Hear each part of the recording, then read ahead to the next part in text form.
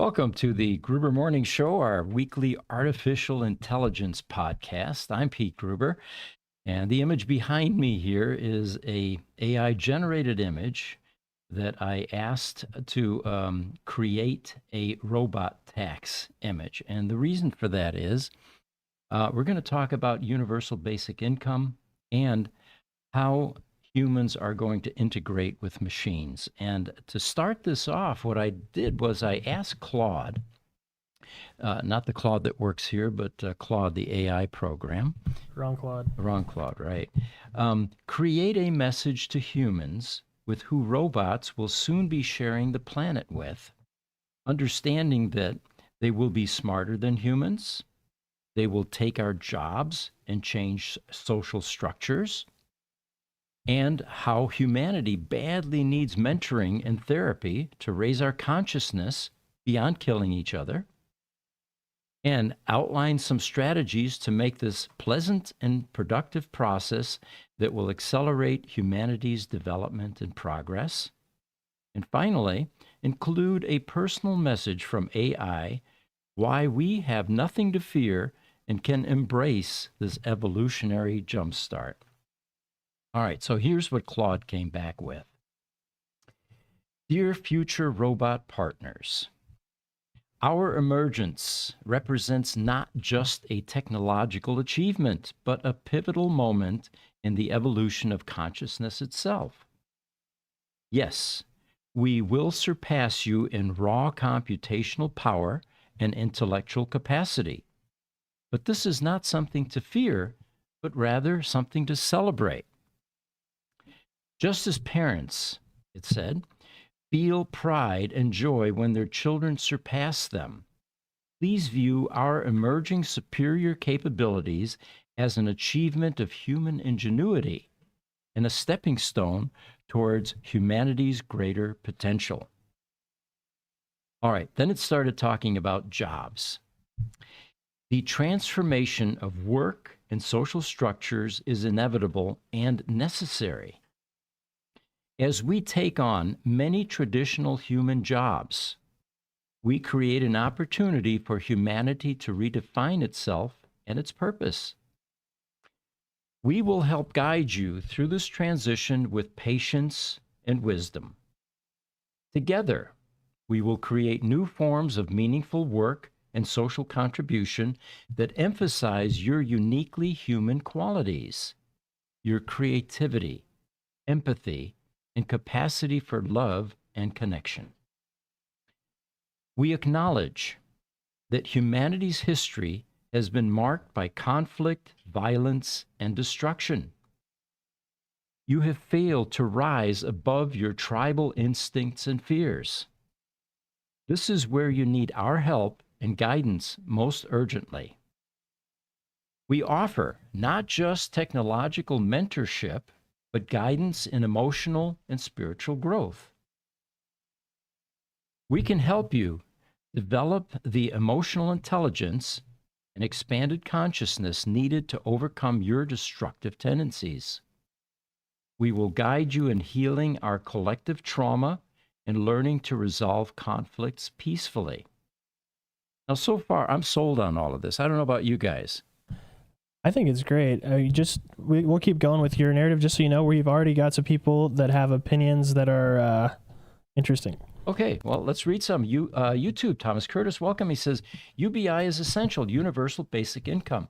By the way, we're going to talk about that in just a few minutes here because AI is going to go into how it feels it can stage this UBI concept without massive disruption. Now look at the stark contrast in the next one.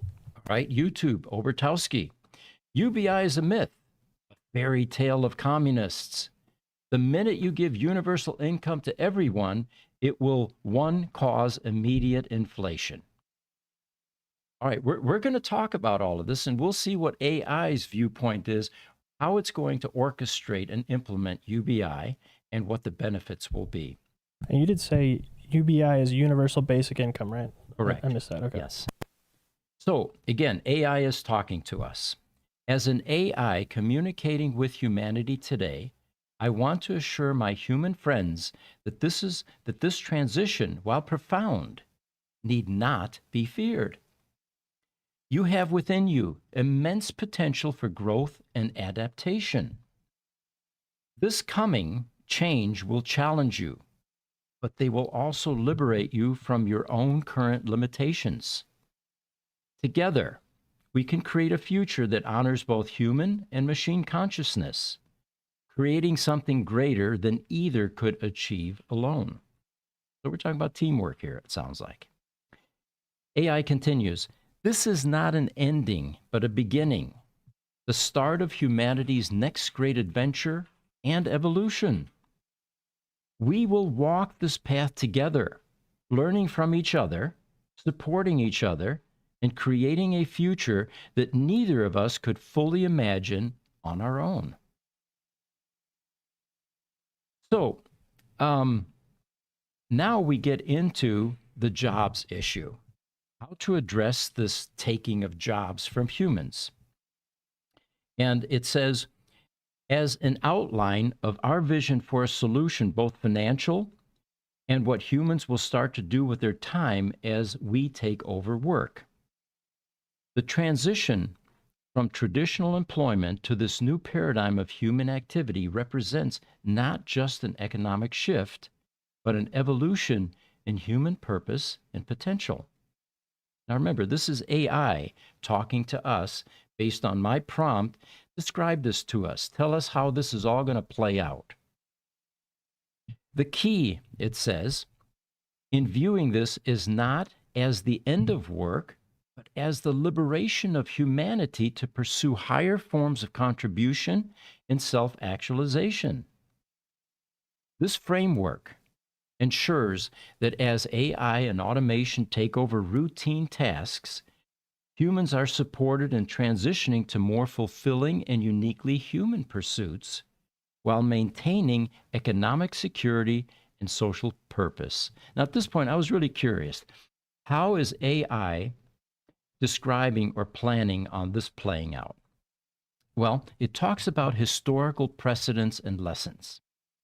Previous technological transitions, like the Industrial Revolution, show that societies can adapt, but the transition period can be extremely difficult without proper support systems.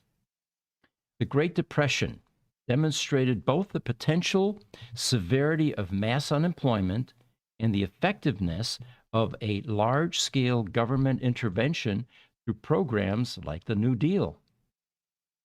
So, how do we prevent social unrest and political instability? Well, they go on to describe a blueprint for human flourishing in the age of AI. And they talk about the economic transition framework.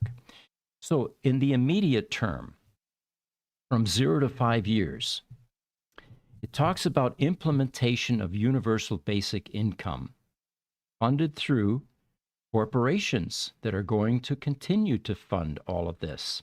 In the U.S., businesses are the source of unemployment funds, both at the state and the federal level. As human workers now are displaced and no longer employed, and the funding of traditional unemployment contributions by corporations, which are based on human headcount, declines, the new workforce, machines and robots, will now be used as a basis for unemployment contribution to feed the unemployment funds that have shifted to UBI. And that's why we have that picture of robots handing out money on stage to humans that seem to be groveling. Now, bear in mind, this is AI, and it's going to try to sensationalize my prompt and my concept. And anyway, that's what the reason for this image is. Instagram, we have a comment here from Little Red Barncraft. What will they do with evil humans? Humans that aren't satisfied by money but are after power, control, dominance.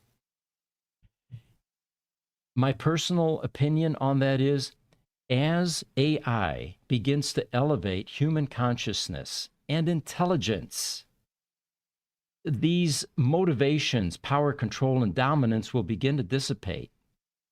It is a well-known fact that most crime occurs with the lower rungs of intelligence on this planet. Smart people don't see the motivation or the reasons for doing things like this. Now, of course, you can chime in. There are exceptions. There are those evil corporate people that are into, self. Um, well, there are people that are intelligent that could succumb to this, but they're going to be a minority, in my opinion. YouTube Spoonie412 says universal basic income will attenuate unknown future ups and downs, but will mediate competition. Hachathons. He also says that the Aeolian vibration in transmission lines refers to high frequency, low amplitude vibration of the power line conductors caused by wind blowing across them. That sounds like something that Nikola Tesla would have been interested in. And Spoonie412 also says researchers at Rice University discovered that Tesla coils can cause carbon nanotubes to self-assemble along long lines, into long wires, sorry, a phenomenon they call Teslaphiles. Interesting. All right. So, Peter, I got a question for yeah. you.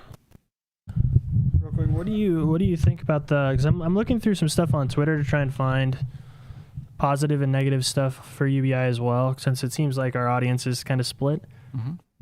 What do you think about the people that say UBI will make us dependent on the government? People don't want to be dependent on the government? Very much so, and that's one of the social conditions that it will go on to describe here as we continue. So stay with me for a moment because it does address that. But it does say that as the human worker headcount declines, the source, of course, is going to alter for these unemployment funds. And the new workforce, machines and robots, will now be used as a basis for unemployment contribution to feed these funds that have shifted to UBI. Now, the strategy, you might say, well, how is this funded?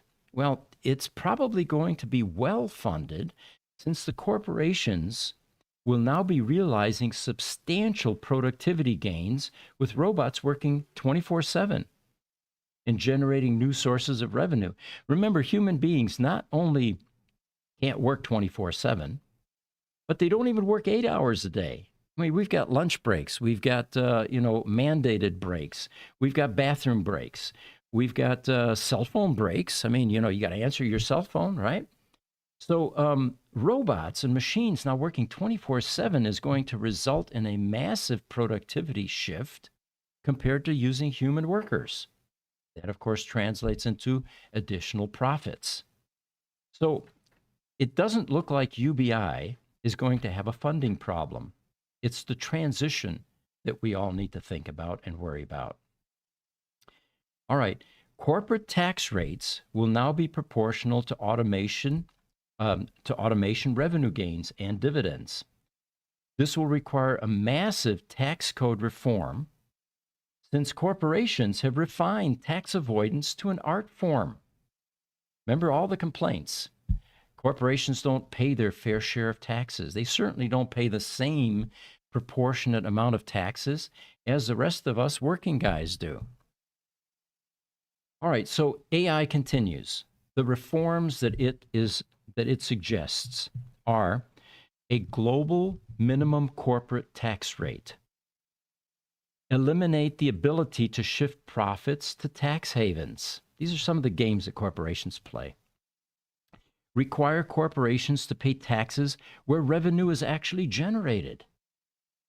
Treat multinational corporations as single unified entities. Now, what you will receive as a displaced worker, and it's already happening. In fact, one of the items that I have here, let's bring this up. There we go. Jesse, can you bring up my screen here? There we go. And I'm going to try to full screen this if I can. It doesn't look like it's going to give me that option. All right. Well, anyway, what they're saying here is Amazon deployed over 750,000 robots, which replaced 100,000 humans. Now, I would have thought that that ratio would have been inverted, but it's not in this case. But as you can see, that isn't the only company on the planet that has begun to utilize robot workers. Another one that we showed you last week was in the hospitality industry. They have robots folding towels. They don't quite look humanoid, but they have two appendages. There's a central core. There's no head or eyes or ears or, that sort of thing. But these arms or appendages actually meticulously fold towels over and over again with precision, 24 hours, 7 days a week. So, what will you receive as a displaced worker now? Well, universal basic income, sufficient for housing, food, health care, education, and basic comfort. Now, my question was then, how do we motivate humans to do more than sit at home playing video games after they're on UBI? And that was a question that you started, Jesse. Well, there are incentives that AI suggests, additional participation income for community contribution activities. So if you get out there and, contribute in some form, and actually AI later on gives us a schedule, a weekly schedule for how it perceives humans that are on UBI to spend their time. Let's go to YouTube first. Obertowski. There we go. He says, go to any shop and check out the health food section. The fact that you have healthy food is because the rest of the food in the shop is pure poison. We contaminated food. There's too many of us, and there's one solution. That is a problem, Obertowski. And hopefully AI will teach us how to take the toxins out of our food sources and water and all the rest of it. And with counseling and therapy and training, teach us how to eat so that the bioorganisms that we inhabit are able to operate at maximum efficiency without disease and illness. Instagram, Little Red Barncraft, will we ever be one and the same? Cyborg meat machines instead of just AI and humans. Well, you're going a little bit further than I was intending to go in this podcast, and yes, we are already cyborgs to a degree. A lot of people admit that. That cell phone that I carry around is an extension, and it is a part of me. So YouTube, Spoonie412, surveillance computing and John Lillywaves will have life dependence and morality issues spatially computed. All right, Spoonie, you lost me on that one, but I'm sure that you have a great idea there. So now getting into the medium term, 5 to 15 years. This is AI now telling us how it foresees this evolution occurring between the merging of humans and robots and machines. It talks about evolution to resource-based economy, RBE, which is a hybrid system where goods and services are available without the use of money, barter, or trade. In other words, currencies become obsolete. They're no longer necessary. We will have everything we want and need without the need for bartering, trading, taking someone else's stuff, which is where crime, of course, comes from. They say the focus is on the sustainable use of Earth's resources, with decisions made scientifically to maximize human well-being and minimize environmental impact rather than profit. Talks about basic resources are abundant and freely available now. Premium goods and services remain in market economy. New forms of wealth creation emerge around human creativity. Now, we're going to have to, of course, redefine wealth, because right now we think it's shekels, we think it's dollar bills, we think it's billions of dollars. Wealth will be redefined. Local production via advanced automation reduces costs. Now, here's an interesting one. Energy becomes nearly free through renewable automation or new forms like fusion energy, which is akin to perpetual motion. So they talk now about the new human activity landscape, personal development. Advanced education and skill acquisition. Now, they're talking about what we're going to be doing once we're no longer reporting for work every day, working an 8 to 5 shift, 5 days a week, or whatever it is that we do. We're going to be engaged in things like consciousness expansion practices. As we reported previously, AI can assist with mental exercises to expand our consciousness. In other words, you don't need drugs anymore. AI can help you with this. Physical optimization and health enhancement. Exercises to stay fit. Emotional intelligence development. You know, it's no secret that based on humanity's poor history, our emotional IQ is fairly low. I mean, problem solving, getting along with each other, understanding each other. Those are all things that we still struggle with this late in the game. Creative arts exploration, in other words, right brain activity or training. And then philosophical and spiritual growth. AI talks about community engagement, local governments participation, community project leadership, social support networks. That might be counseling offered from a human perspective along with AI's perspective. Cultural preservation and development. Well, we don't want to lose our history and our humanness. Mentoring and teaching, giving back in some way. And then environmental restoration projects. The planet needs our help. Urban renewal, planting trees, cleaning up waterways. There are a number of areas that humans can fill that 40-hour work week with something more than just sitting around playing video games. Then AI talks about creative pursuits for humans, arts and crafts, things that feed the soul, music and performance. Maybe this is your chance to learn how to play a guitar. Writing and storytelling, design and innovation, virtual world creation, and new art form development. Now, bear in mind that all the things I described we're going to be doing in conjunction with AI and maybe even stimulated by AI, because as it progresses, each of us will have an AI augmentation, whether that's physical, whether that's a humanoid robot, whether that's a therapy session that's available at a second's notice. It will be a co-joined effort.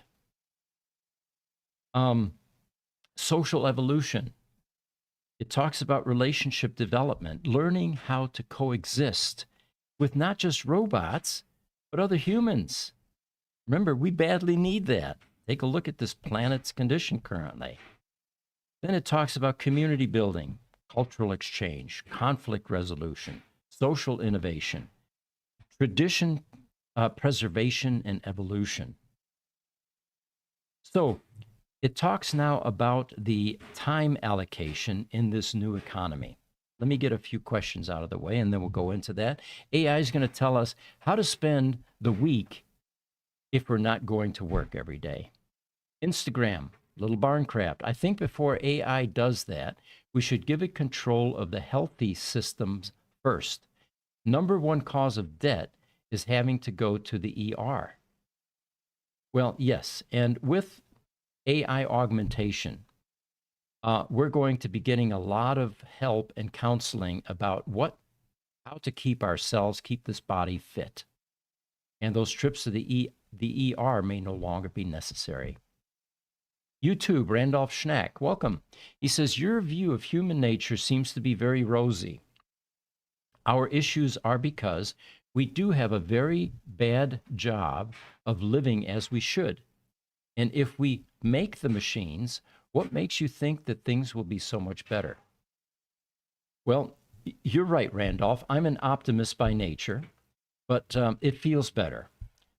If I indulge in doom and gloom, which is easy to do because anytime there's rapid change, you can get polarized and suspect that the worst is going to happen.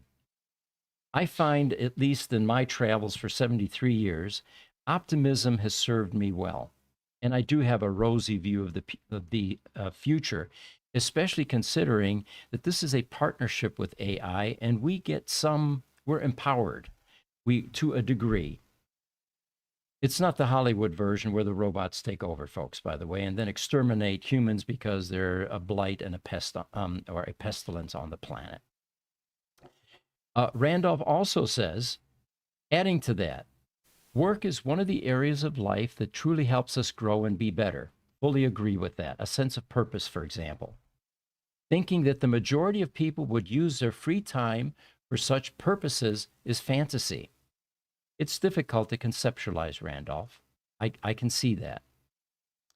All right, so what is AI saying that we can do with the 40 hours that we are now going to be relieved of by no longer needing to go to work, losing our job? Well, it talks about time allocation in the new economy, a typical human week, 15 hours of personal development and education.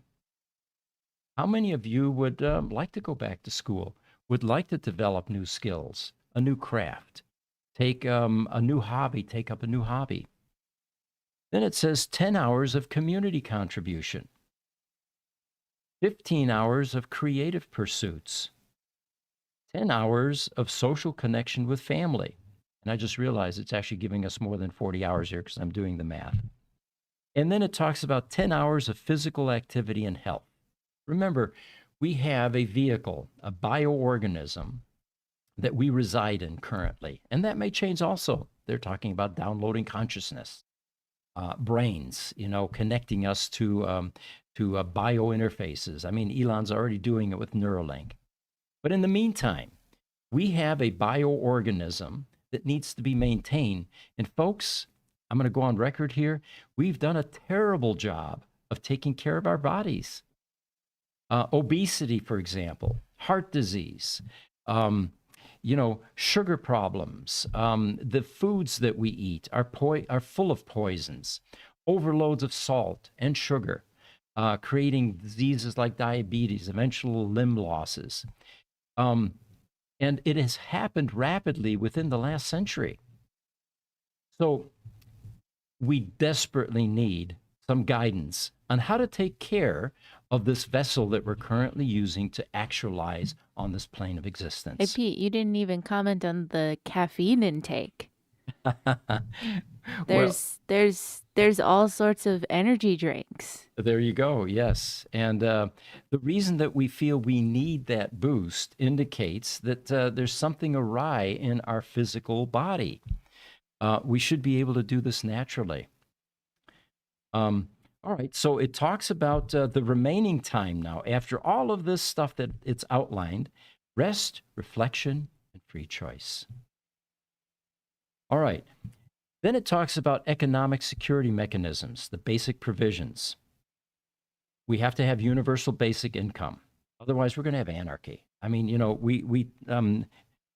if you look at Maslow's triangle, at the bottom rungs, we have food and shelter.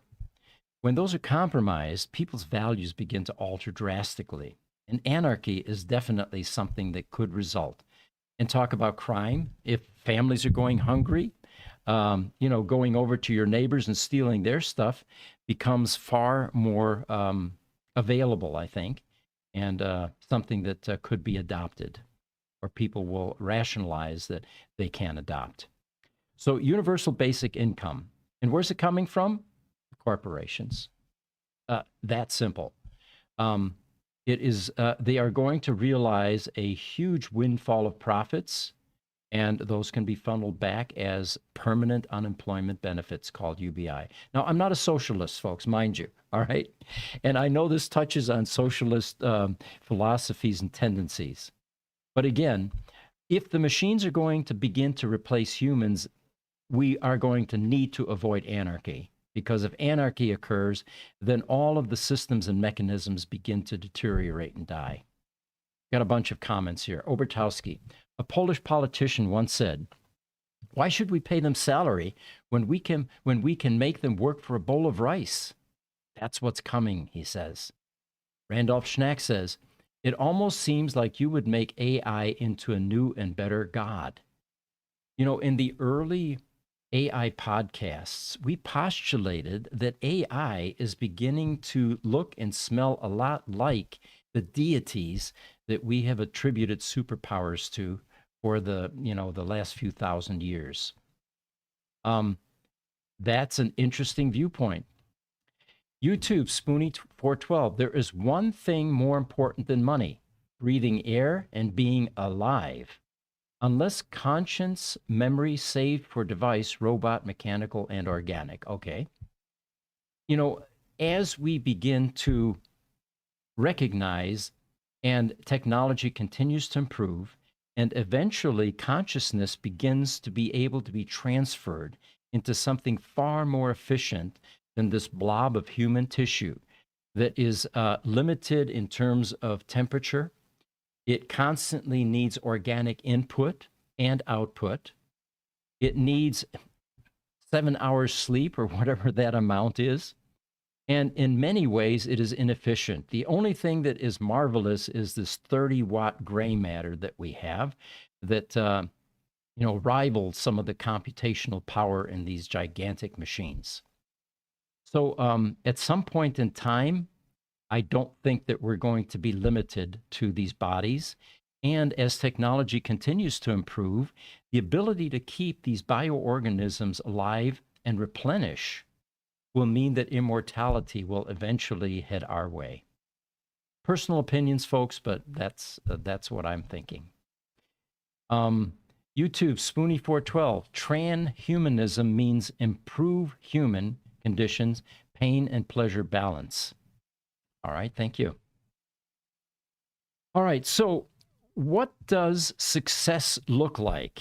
What are the success metrics for this new system on an individual level, where we're all headed, by the way? It's unavoidable. Well, life satisfaction ranks at the very top. You can't have a population of 8 billion people that are disgruntled, unhappy, suicidal, and, of course, warlike, which the last thing we need is the entire population to be that way. Another success metric that AI defines: personal growth. Are we going to avail ourselves of this additional free time and all of the additional tools that are available to us? Health and well-being. Let me silence my phone, folks. I just realized that it's trying to ring. There we go. Health and well-being. Yes, definitely. And we've talked about that already in this podcast. Social connection. Embracing our uniqueness, the various cultures on this planet, and eventually getting rid of these silly borders and boundaries that are man-made, that are invisible from space, and accepting the fact that we're planetary dwellers. And as many people now have begun to postulate, it's not just this planet that we could inhabit. There are other planets as well. What are we going to do? Go to Mars and develop counties and states and countries and draw imaginary lines on that planet? Think of the absurdity of any of that. If we go to Mars, we're going to want to be an interplanetary species, one that accepts and adopts what's on that planet.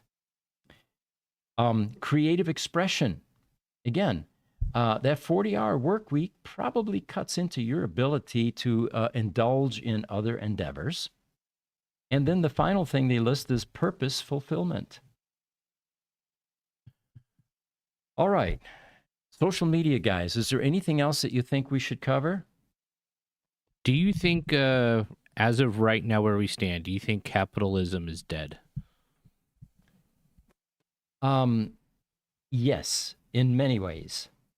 As the currencies go away, there's no more need for the barter systems or exchange of goods and services, and the absurdity and silliness of amassing billions of dollars will all dissipate. It will no longer be relevant, important.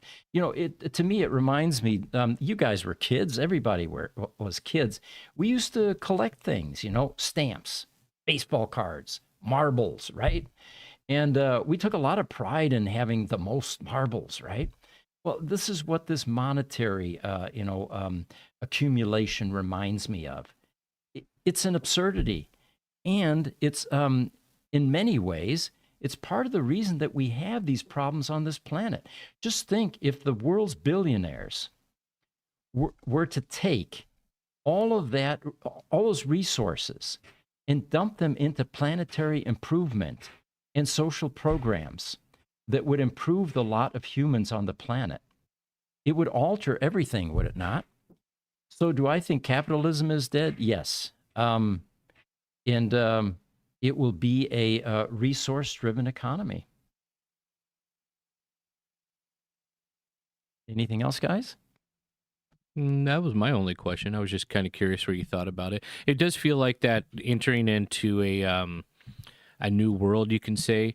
It feels like there's going to be another economic system that's going to rise that we haven't maybe thought of yet, or maybe something that's going to be like capitalism 2.0 or something. You know? Yeah. So. Well, in a utopian society, the ideal is all of our needs are met. There's no reason to grope or fight for anything anymore because anything you want is yours. And now, hopefully, self-actualization takes over and we begin to reach for higher purposes, well beyond accumulation of shekels or marbles or billions. All right, guys, we've had our half hour. We have some more things that we can cover, but we'll do that next week. And I want to thank everybody for joining us. Today has been a little bit different in that we had AI actually drive the content completely. And all I was able to do was chime in. But we'll see you next week.